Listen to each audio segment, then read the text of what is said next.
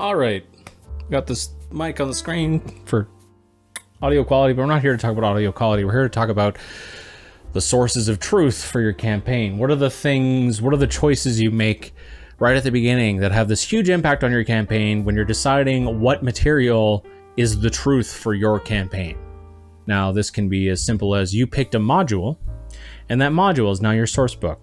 It is your source of truth. Everything in that book is true for the campaign, and you are using it to do everything. It describes what happens in the campaign, the interesting NPCs, the places people might go, the events that might happen, as well as everything about the setting that is required to run specifically that campaign.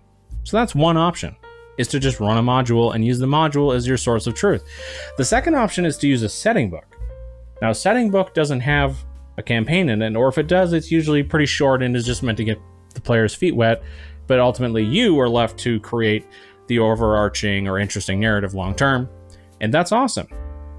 But in that instance, your source book is really just a set of suggestions, and you'll kind of have this supplemental, let's just say document off to the side that is everything that you are writing to actually put into the world for players to engage with in an interesting and compelling way.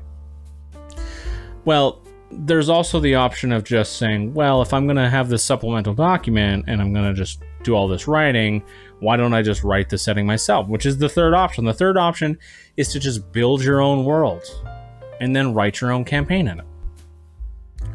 Well, okay, so we have three options. Which of them should we choose?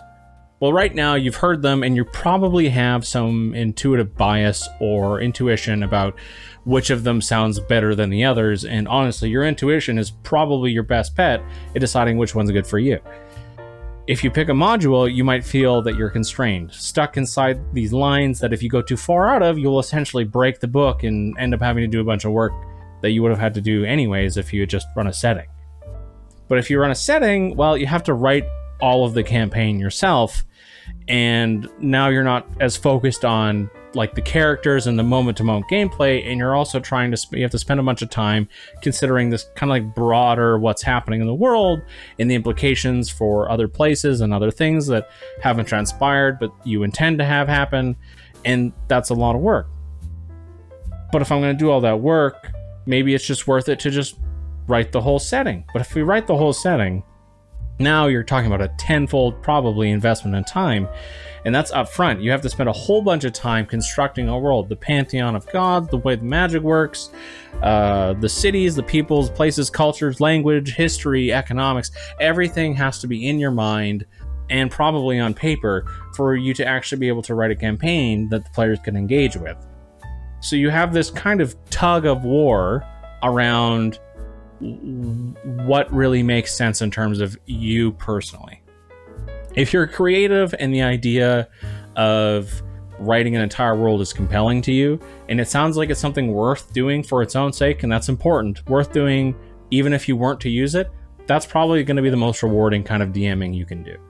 Because even if it takes you longer to get started, you can always just run a module to begin with, like a pre-made module, and then segue into your own world after that module is done being run.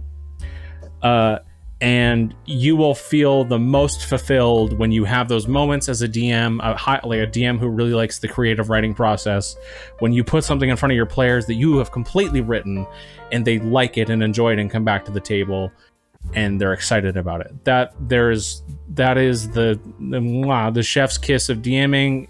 Once you get that feeling from that, that is the only thing you will ever want to do again. Now, if you like the construction of narrative, but the minutia of world building is either too time consuming or not that interesting, writing narratives is my favorite part about playing D&D. I like writing the character hooks, and I also like writing intertwining what's happening in the campaign to individuals in the individual characters and how they are engaging with it. That is what I find to be the most interesting. But to have the most freedom in doing that, I can't use a module because the module constrains me in terms of who they can interact with, and I might want to invent a character to put in front of them to fulfill a specific narrative need, and that's much harder to do in a module, so a setting really fits that desire well. So if we really like writing about how the characters are going to engage in the world, basically writing the story of what's going to happen, but within the confines of a world that's been constructed for you, that's the best option for you. Alternatively, if what you're here to do is just play some damn D&D and you don't want to get hung up on things like what's going to happen next session, or what the currency is in this town, or if it has a blacksmith, then really the module is the best choice. It gets rid of basically all of the minutia all the way down, and all you're left with is player agency, input, output. What did the player do? How is that going to change the world for the next session? And you don't really have to worry about 5 sessions from now nearly as much. So there you have it. That's really what it comes down to. And you're ultimately, when you've been doing it for a while, a fourth option which will surface, which is you'll just sort of do all of them a little bit. You'll do a little world building when it makes sense. You'll use a setting book, and maybe you pull in a campaign you like from a module, but then graph it onto a setting that you like more. Or maybe you'll do the opposite, which is you'll have your own world, or you'll have your own world, and you'll see a setting in D&D, and you're like, I generally like the idea of this setting, but I'm going to just kind of take the parts of it that I like and bring it into my own world, and then run a campaign from another module that's completely different in that setting. Like, you'll kind of do a hodgepodge as you DM more.